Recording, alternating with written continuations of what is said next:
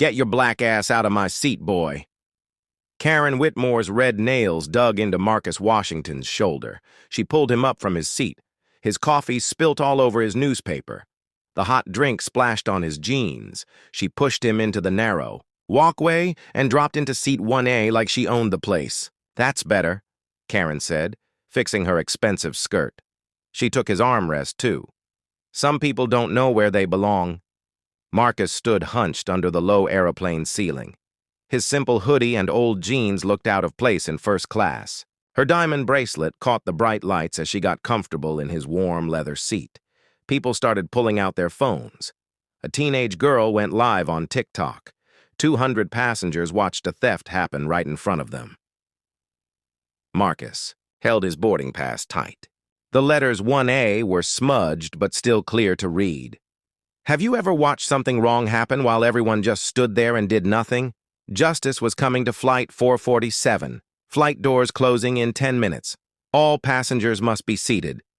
Came the announcement. Flight attendant Sarah Mitchell ran toward the noise. Her blonde hair bounced as she moved. She saw Karen sitting comfortably in 1A and Marcus standing awkwardly in the walkway. "Ma'am, I'm so sorry about this mess," Sarah said sweetly to Karen. She touched Karen's shoulder gently. "Are you okay?" Marcus stepped forward with his boarding pass ready. "This is my seat. 1A. Sarah barely looked at the paper. Her eyes moved over his hoodie, his worn sneakers, and his dark skin. "Sir, I think you made a mistake. Economy class is at the back of the plane." "Finally," Karen sighed loudly. "Someone with common sense." Marcus kept his voice calm and steady. "Could you please look at my boarding pass?" "Sir, please don't make this harder," Sarah said. She moved between Marcus and the seat. "I'm sure your real seat is very nice." Behind them, passengers started, whispering. More phones came out. The teenage girl named Amy Carter opened TikTok and hit record. "I don't understand the problem," Marcus said quietly. "My ticket clearly shows—" "Look at him," Karen cut him off, waving her hand dismissively. "Does he look like he belongs in first class? I'm a Diamond member.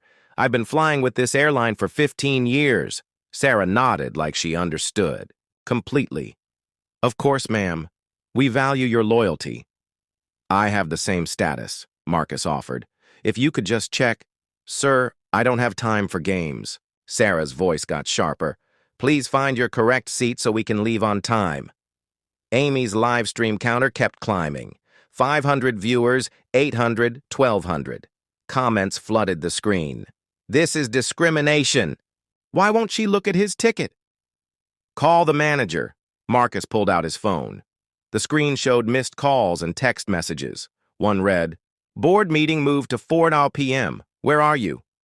"Putting on quite a show, aren't you?" Karen smirked. "Acting important." Sarah noticed Marcus had an expensive phone, but she ignored it. "Sir, final warning. Move to your real seat or I'll call security."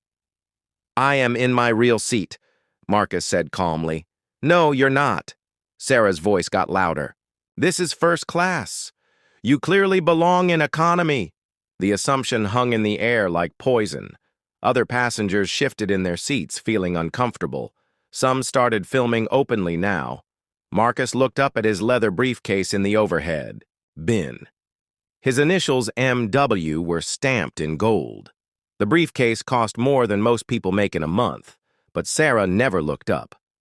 "Ma'am," an old passenger called out. "Maybe you should check his ticket." "Thank you, but I can handle this," Sarah snapped back.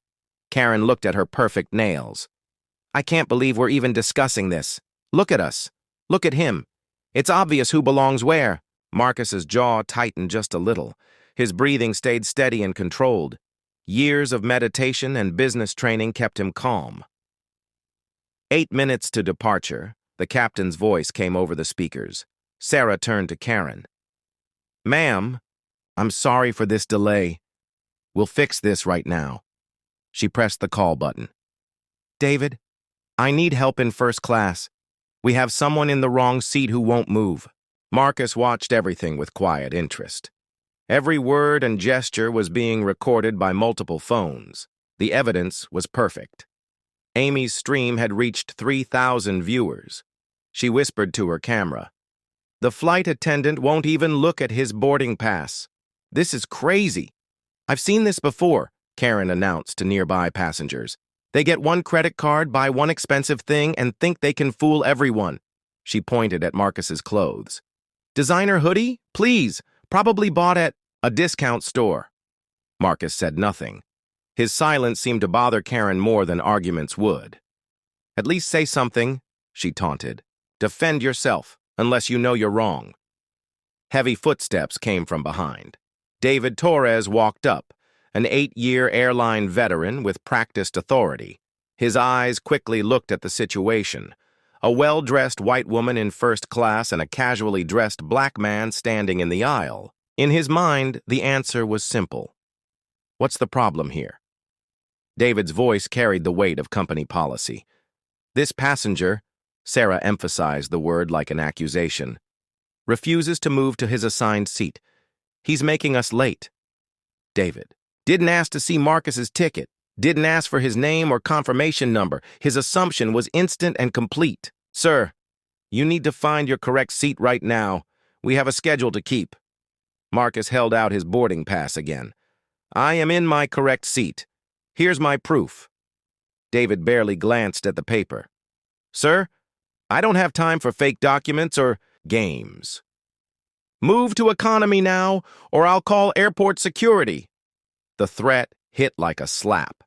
Several passengers gasped. Amy's viewer count jumped to 5,000. Marcus looked around the cabin.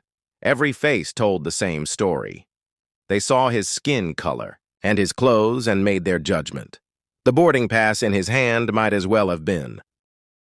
"The trap 6 minutes to departure," came another announcement.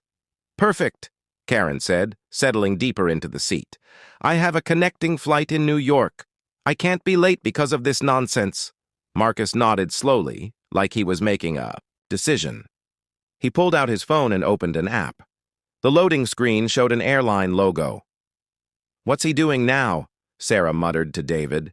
"Probably calling someone to complain," David replied dismissively. "They always do." Marcus's thumb moved across the screen, going through menus with practiced skill. His face stayed calm, almost peaceful. The storm was about to break. "We have a code yellow in first class," David spoke into his radio, asking for more crew help. Within seconds, 2 more flight attendants appeared. James Mitchell, 25 years old, fresh-faced and eager to impress. Michelle Rodriguez, 40 years old, a veteran with tired eyes and zero patience for problems. "What's the situation?" Michelle asked, crossing her arms as she looked Marcus up and down. "The passenger refuses to move to economy," Sarah explained. "Won't accept that he's in the wrong seat." James positioned himself behind Marcus, blocking any escape. "Sir, we really need you to work with us here." 4 crew members now formed a half circle around Marcus in the narrow aisle. Karen watched from her stolen throne, a satisfied smile on her lips. "This is embarrassing," she announced loudly. "I'm trying to get to an important business meeting, and this man is holding up the entire flight with his fantasies." Marcus stayed calm, his phone still in his hand. The airline app was open, but the screen wasn't visible to the crew. 5 minutes to departure. The captain's voice cut through the tension. "Crew, please prepare for pushback. Do you hear that?" David's voice got harder. "You're delaying 200 passengers because you can't accept reality." "Yeah," James added, feeling brave with the group behind him. "Just take your real seat, and we can all move on." Michelle stepped closer, her voice dropping to a threatening whisper. "Listen carefully. Move to economy now, or airport security will remove you in handcuffs." Your choice. The threat of handcuffs sent a wave through the cabin. More phones appeared.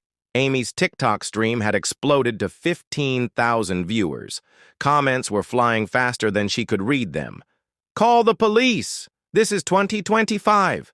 Sue them all." Airline racism. Karen basked in the attention. I've never seen such entitled behavior. Some people think the rules don't apply to them. She turned to address the filming passengers. You're all witnesses to this disruption. I tried to handle this quietly, but he just won't listen to reason. A businessman in seat 2C closed his laptop. Excuse me, but shouldn't you at least look at his boarding pass before— Sir, please don't interfere, David cut him off sharply. We're handling this professionally. Professionally? The businessman's eyebrows rose. You haven't even checked his ticket. Michelle spun around. Are you questioning our procedures? I'm questioning why you won't look at a piece of paper, the man replied evenly. Sarah's face turned red. We don't need to examine obvious fakes. How do you know it's fake if you haven't looked? Asked an elderly woman in 1B. The crew was losing control of the story. Passengers were turning against them, and the phones kept recording. Look at him. Karen stood up from the seat, gesturing wildly. Use your eyes. Does anything about this man scream first-class passenger to you? She pointed at Marcus's hoodie. That's a $30 sweatshirt from Target. I can tell cheap quality when I see it. Marcus glanced down at his clothing, then back at Karen with mild curiosity. How can you tell the price of my clothes? Because I know cheap when I see it, Karen snapped. Your shoes are probably from Payless. Your jeans look like they came from Walmart. Ma'am is absolutely right. James nodded eagerly. First-class passengers have certain presentation standards. Michelle crossed her arms. We're trained to identify passengers who might be out of place. It's about maintaining the premium experience for real customers. Marcus's phone buzzed with notifications. Text messages, missed calls, emails marked urgent. One message preview was visible. Board meeting moved to 4 p.m. Where are you? Karen spotted it and laughed. Oh, look, he's got someone texting him about a board meeting. How cute. Probably his supervisor at McDonald's. Several passengers shifted uncomfortably at the cruelty, but the crew seemed energized by Karen's confidence. Sir, David's patience had evaporated. This is your final warning. Security is already walking up the jet bridge. Actually, Marcus said quietly, I'd like them to see this. His calm response seemed to worry the crew. They'd expected anger, arguments, and threats of lawsuits. Instead, he stood there like he was collecting evidence. See what? Sarah snapped. Are you making a fool of yourself? Him proving he doesn't belong here? Karen added with a laugh. Look at him. Really look. Does anything about this man say first class to you? She gestured dramatically at his appearance. The shoes alone tell the whole story. Those aren't first-class shoes. A teenage passenger whispered loudly, This is so messed up. They're being totally racist. James spun around. Excuse me? We're following standard protocols here. This has nothing to do with race. Then why won't you look at his ticket? The teenager shot back. Because we can tell when someone's lying, Michelle replied coldly. It's called experience. Marcus glanced, down at his comfortable walking shoes, then back at Karen. Still no anger in his expression. If anything, he looked satisfied. Ma'am has a point, Michelle said. First-class passengers dress appropriately. They understand the environment they're entering. Exactly, James nodded eagerly. It's about respect. Respect for the airline, respect for other passengers, and respect for the premium experience, Amy whispered to her live stream. This is the most racist thing I've ever seen in person. They won't even look at his ticket. Her viewer count hit 25,000. The hashtag #Airline discrimination was starting to trend on Twitter. David keyed his radio again. Security, what's your ETA to gate A12? 2 minutes out, came the crackling response. Perfect, Karen clapped her hands together. Finally, some professional handling of this situation. She looked directly at Marcus. I hope you're happy with yourself. Now everyone on this plane knows exactly what kind of person you are. Marcus tilted his head slightly. What kind of person am I? The question caught Karen off guard. She'd expected denial, not curiosity. You're the kind who lies, she said, regaining her composure. Who tries to take what isn't yours? Who thinks you can fool people with fake documents and sob stories? I haven't told any stories. Marcus observed quietly.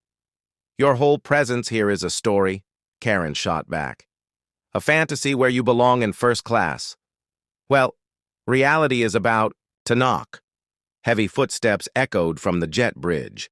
2 airport security officers appeared at the aircraft door, their radios crackling with status updates. The revelation. There he is. Sarah pointed at Marcus like identifying a criminal. The passenger causing the disruption. Officer Williams, a black man in his 40s, approached with his partner, Officer Carter, an Asian woman with kind eyes, but firm posture. What seems to be the problem here? Officer Williams asked professionally.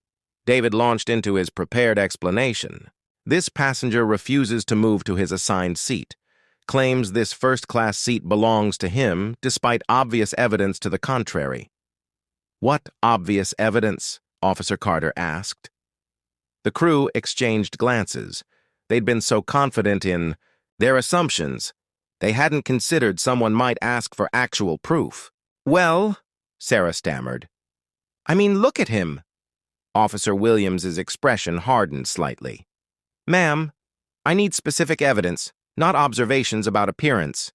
Karen sensed the crew's hesitation and jumped in. Officers, I've been patient, but this man has been harassing me for 10 minutes. I just want to sit in the seat I paid for. Ma'am, we understand, Officer Williams replied. Then to Marcus. Sir, your boarding pass, please. Marcus handed over the crumpled paper. Officer Carter examined it carefully, her brow furrowing as she read. The aircraft had gone almost silent except for the hum of electronics and whispered commentary from filming passengers. Officer Carter looked at the boarding pass again, then at Marcus, then at Karen sitting in 1A. Her expression shifted from professional neutrality to confusion. This boarding pass says seat 1A, she said slowly. David stepped forward desperately. Obviously forged. Look at him. Does he look like he can afford first class? That's not how we determine, Officer Carter began, but Karen cut her off. Please, officer, use common sense here. I'm a Diamond member. I've been loyal to this airline for 15 years. Why would I lie about my seat? She pulled out her phone, showing her airline app. Look, here's my boarding pass. Seat 1A, first class. Officer Williams examined Karen's phone, then looked back at Marcus's paper boarding pass. The situation was becoming more complex than a simple seating dispute. Sir, Officer Williams addressed Marcus, can you show us some ID and explain how you obtained this boarding pass? Marcus reached slowly into his pocket, his movements deliberate and calm. The entire cabin watched as he withdrew his wallet, but instead of pulling out a driver's license, his fingers moved to a different pocket, to his phone. Actually, Marcus said, his voice carrying a new quality. Quiet authority that made everyone lean in. I think there's something you all need to see first. The app on his phone had finished loading. The storm was about to break. Marcus's thumb moved across his phone screen with practiced precision. The airline app interface shifted, revealing layers most passengers never saw. Executive dashboard, CEO portal, employee management system. The screen filled with corporate data, authorization codes, and a header that made Officer Carter's breath catch in her throat. Marcus Washington, Chief Executive Officer, Authority Level Supreme, All Access, Employee ID 00001, Direct Reports, 43,000 employees. Officer Williams leaned over his partner's shoulder to see the screen. His professional composure cracked for just a moment. Sir, he whispered. The change in the security officer's demeanor was immediate and unmistakable. They stepped back slightly, their entire posture shifting from enforcement to respect. David noticed the officer's reaction first. What? What are you looking at? Marcus held the phone screen toward the purser. David's eyes moved across the display, processing each word. His face went from confident authority to confusion to dawning horror in the span of 3 seconds. That can't be... David's clipboard slipped from his fingers, clattering to the floor. Sarah leaned in to see what had shocked her supervisor. Into silence. When the information registered, her face drained of all color. "Oh my God! Oh my God! Oh my God!" James and Michelle crowded closer, squinting at the screen. The corporate hierarchy was crystal clear. Every person on this aircraft, from the captain to the newest flight attendant, reported ultimately to the man they'd been humiliating for the past 10 minutes. "Mr. Washington," Officer Williams said quietly, his voice carrying new respect, We weren't aware of your position." Marcus looked at the security officer with calm eyes. "Of course, you weren't. That was entirely the point." The cabin had gone dead silent, except for the hum of electronics and the soft sound of phones recording. Every passenger sensed the dramatic shift in power, though most couldn't see the phone screen. Karen, still seated in 1A, looked around in confusion. "What's everyone staring at? Can we please resolve this and take off?" Marcus turned the phone screen toward her. Karen's eyes scanned the display, her expression cycling through disbelief, recognition, and pure terror. You can't be," she stammered, her voice barely a whisper. "I own 67% of this airline, Ms. Whitmore." Marcus's voice remained calm, but it now carried unmistakable authority. "I don't just own seat 1A, I own every seat on this aircraft." The words hit Karen like a physical blow. She gripped the armrests of the seat, his seat, as the full magnitude of her situation became clear. David found his voice, though it trembled. "Sir, we had no idea. We were just following standard..." "Standard what?" Marcus interrupted gently. "Standard procedure is to examine passenger documentation before making assumptions. Standard procedure is to treat every customer with dignity and respect." He looked at each crew member in turn. "Instead, you made judgments based on my appearance. You refused to look at my boarding pass. You threatened me with arrest." Sarah's hands were shaking. "Mr. Washington, I'm so sorry. We made a terrible mistake." "You made several terrible mistakes," Marcus corrected. "But the biggest one was assuming that respect is earned by appearance rather than humanity." Amy's live stream had exploded to 89,000 viewers. The comment section was moving too fast to read, but the sentiment was clear. Justice was finally coming. Marcus checked his watch, not for departure time, but for something else entirely. His calendar showed a reminder that made several passengers gasp when they glimpsed it. Emergency board meeting, discrimination protocol review, 4:00 p.m., legal department, federal compliance violation report, 4:15 p.m., media relations, press, conference prep, 5 p.m., current time, 3:47 p.m. Officer Carter realized what she was seeing. "Sir, This was planned." Marcus nodded slowly. "I've been conducting unannounced assessments of our passenger experience protocols. Today's test revealed systematic failures at multiple levels." The crew stood frozen, understanding that they'd walked into a carefully orchestrated evaluation and failed spectacularly. Karen tried to stand from the seat, but her legs were unsteady. "I didn't know. I had no idea." "Would it have mattered?" Marcus asked quietly. "If I were just Marcus Washington, passenger, instead of Marcus Washington, CEO, would that justify your behavior?" The question hung in the air like an indictment. Karen had no answer because they both knew the truth. "Ms. Whitmore," Marcus continued, "you're currently sitting in seat 1A, which is reserved exclusively for the chief executive officer when traveling. You've been occupying the CEO's personal seat." Karen looked down at the leather seat as if it had suddenly become molten. Everything about her situation, her assumptions, her cruelty, her public humiliation of this man, crashed down on her. At once. Justice served, David desperately tried to salvage his career. "Sir, if we could speak privately, I'm sure we can resolve this misunderstanding." "There's no misunderstanding," Marcus replied. "You and your crew discriminated against a passenger. based on race and perceived social class. That discrimination happened to target your own chief executive officer, and it was captured by dozens of witnesses and broadcast live to nearly 100,000 viewers. Michelle found her voice. Mr. Washington, please, we can fix this. We can make this right. Marcus looked at her with something that might have been pity. Ms. Rodriguez, you threatened to have me removed in handcuffs for sitting in my own seat. How exactly do you propose to make that right? The crew had no answer. They'd crossed lines that couldn't be uncrossed, made assumptions that revealed their deepest biases, and done it all while being recorded. Officer Williams cleared his throat.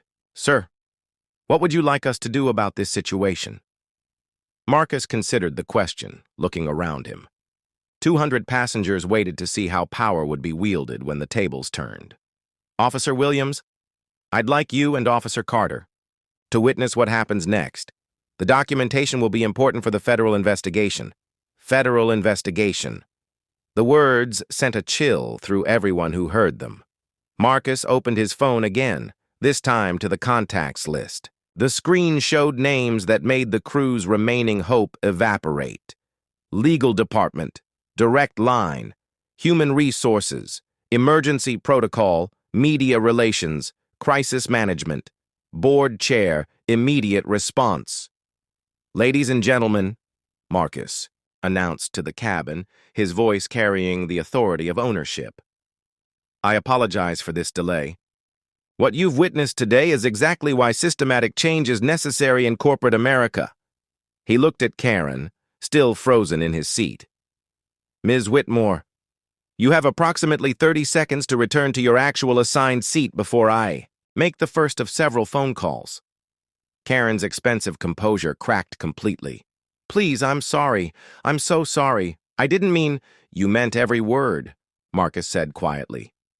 The question now is, what happens next? The entire cabin held its breath as justice prepared to be served. Marcus pressed the first number on his phone. The call connected immediately, broadcasting on speaker for the entire cabin to hear. Marcus Washington's office, legal department. This is Patricia Hendricks. Patricia, this is Marcus. I'm currently on flight 447, and I need you to prepare immediate documentation for a federal discrimination case. The lawyer's voice sharpened with concern. Sir, what's the situation? I've just been discriminated against by 4 of our own crew members and a passenger. The incident was captured on multiple devices and is currently being live-streamed to over 100,000 viewers.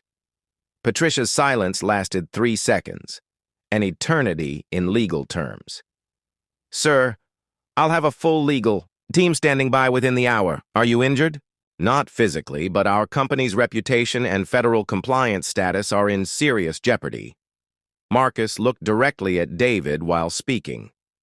Employee number 47291 just threatened to have me arrested for sitting in my assigned seat. I'll need his complete employment file and termination papers prepared immediately. David's face went ashen. Employee number 47291.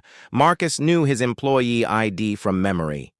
Mr. Washington, David whispered desperately. Please, I have a family. I have a mortgage. I was just following what I thought was protocol. Protocol? Marcus's voice remained calm, but carried steel. Show me the protocol that says crew members should refuse to examine passenger boarding passes based on skin color. David had no answer because no such protocol existed. Patricia, Marcus continued into the phone, I also need comprehensive documentation on our current anti-discrimination policies. Clearly they're failing if our crew can't distinguish between legitimate security concerns and racial profiling. Should I contact the Federal Aviation Administration? Patricia asked. Yes, and the Department of Transportation's Office of Civil Rights. They'll want to review our compliance immediately. Also prepare civil rights violation documentation under Title II of the Civil Rights Act, both individual and institutional liability. Marcus ended the call and immediately dialed the second number. Human Resources. Marcus Washington's office, HR Emergency Line. This is Director Janet Mills. Janet, this is Marcus. I need immediate employment actions for Flight 447 crew members. The cabin was dead silent except for the sound of phones recording and the soft crying from several crew members. Sarah Mitchell, employee 23,847. Full investigation into discrimination violations. 6-month unpaid suspension pending mandatory. Bias training completion. She must pass a psychological evaluation before reinstatement consideration. Sarah's knees buckled. 6 months without pay would mean losing her apartment, possibly her car. James Rodriguez, employee 18,293. 1-year probation with mandatory weekly counseling sessions. Diversity training certification is required monthly. Any future incident results in immediate termination. James nodded frantically, grateful to still have employment. Michelle Patterson, employee 31,456, mandatory 100-hour bias training program, professional counseling evaluation, and demotion from senior flight attendant. Salary reduction of 15% for 2 years. Michelle's face crumpled. 15 years of career advancement wiped out by 10 minutes of prejudice. And David Torres, employee 47,291. Marcus's voice carried finality. Immediate termination with cause. 0 severance, forfeiture of all benefits, including pension contributions, and a permanent notation preventing rehire anywhere in the aviation industry. David collapsed completely, sobbing in the aircraft aisle. Please, Mr. Washington, please don't destroy my life. I made a mistake, but I can learn. I can change. Marcus looked down at him with something between pity and steely resolve. Mr. Torres, you had 8 years to learn. 8 years of mandatory bias training, diversity workshops, and customer service protocols. Instead, you chose to threaten your own CEO with arrest based on assumptions about my race and social class. He turned back to the phone. Janet, implement immediate policy changes. Body camera requirements for all crew members are effective tomorrow morning. Any passenger complaint involving potential discrimination must be recorded and reviewed by a bias response team within 24 hours. Budget allocation for the new program, sir? $50 million annually for the first 3 years. This systematic failure ends today. The number sent shockwaves through the listening passengers. $50 million, more money than many small companies saw in their entire existence, dedicated solely to preventing discrimination. Also establish a passenger advocate position in every hub, independent oversight with direct reporting to my office, and create an anonymous bias reporting system with real-time alerts to management. Marcus ended the HR call and turned his attention to Karen, who was still sitting in his seat like she'd been turned to stone. Ms. Whitmore, now we discuss your situation. He pulled up her LinkedIn profile on his phone, turning the screen toward the recording camera so Amy's 150,000 Livestream viewers could see it clearly. Karen Whitmore, Senior Marketing Director at Coca-Cola Company, Corporate Diversity and Inclusion Committee Chairwoman. Recent LinkedIn post, and I quote, "Zero tolerance for workplace discrimination. We must all do better." The hypocrisy was so stark, it was almost surreal. A woman who publicly championed inclusion had just committed one of the most blatant acts of racial discrimination many passengers had ever witnessed. Ms. Whitmore, you publicly advocate for diversity while privately telling black men to get their black ass to the back of the plane. Your employer will find this interesting. Karen's carefully constructed professional facade was disintegrating in real time. Please, I didn't mean... I'm not usually like this. You meant every word, Marcus said quietly. The question is, what happens next? He pulled up his contacts, again showing her name. Coca-Cola Executive Relations, direct line. I can make one phone call and end your career today. Your company has a zero-tolerance policy for discrimination, don't they? Karen nodded miserably. Or, Marcus continued, you can choose accountability over denial. You have 2 options. The entire cabin leaned forward. Justice was about to be precisely measured. Option 1. You record a public apology that will be shared across all social media platforms. You complete 200 hours of community service, specifically at civil rights organizations. You undergo 6 months of professional bias counseling. You accept lifetime monitoring status on all flights, meaning every interaction you have with airline staff will be documented. Karen's mouth opened wordlessly.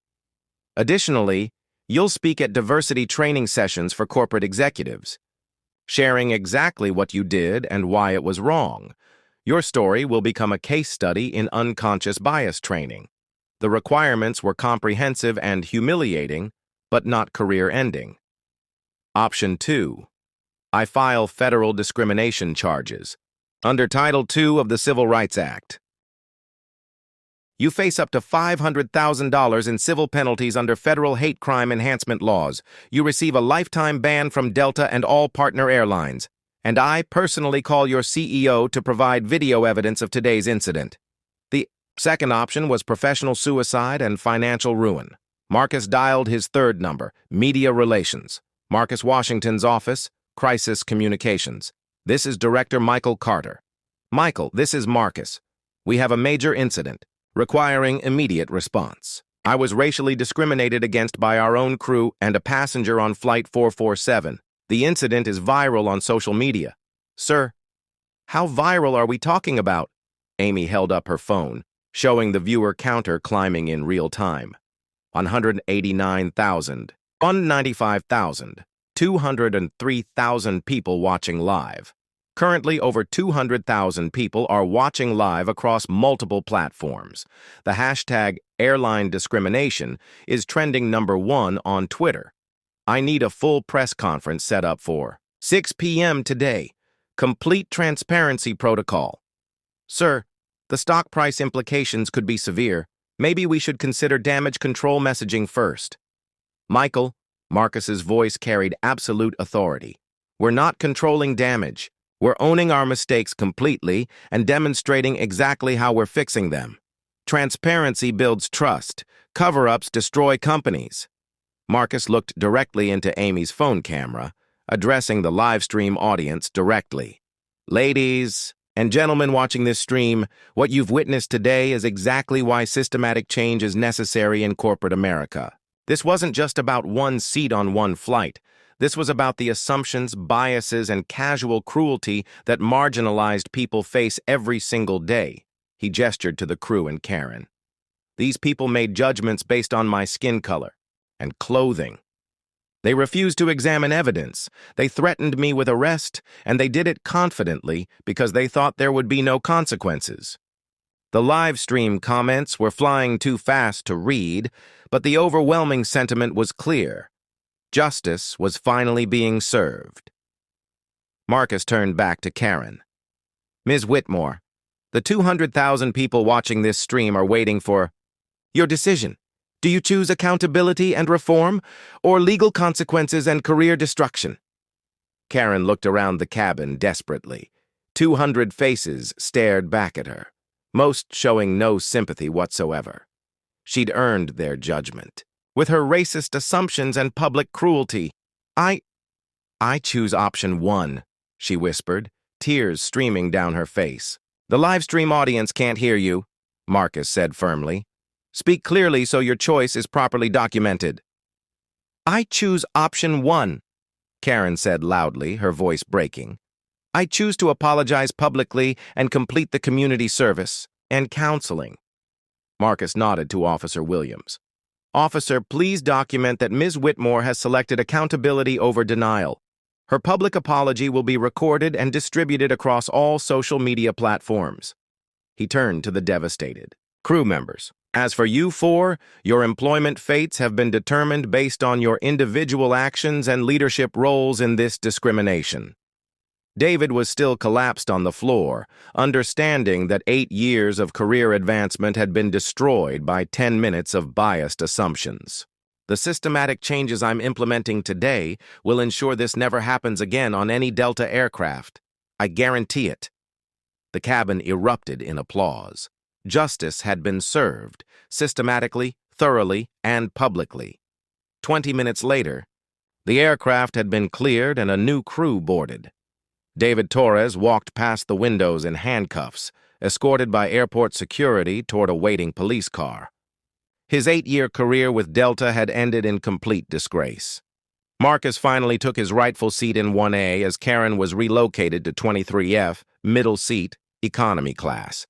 The symbolic reversal wasn't lost on the passengers still filming. "Ladies and gentlemen," came the captain's voice over the intercom, "this is Captain Rodriguez. I want to personally apologize for the delay and the unacceptable behavior you witnessed today. Mr. Washington, it's an honor to have you aboard." Amy's live stream had stabilized at 287,000 viewers. The comment section was a river of justice satisfied, emojis and demands for accountability across all industries. As the aircraft taxied toward the runway, Marcus opened his laptop and began typing. Within minutes, he'd drafted a company-wide email that would reach all 43,000 Delta employees before the aircraft reached cruising altitude. Subject line: Immediate implementation, zero-tolerance discrimination protocol, effective immediately. Today's incident revealed failures in how we treat our passengers. These failures are rooted in assumptions, bias, and a disregard for protocol. Effective immediately, any act of discrimination will result in swift and public consequences. This company will not tolerate prejudice in any form, on the ground or in the skies. We don't just fly passengers. We serve people. And from this day forward, every single one of them will be treated with dignity.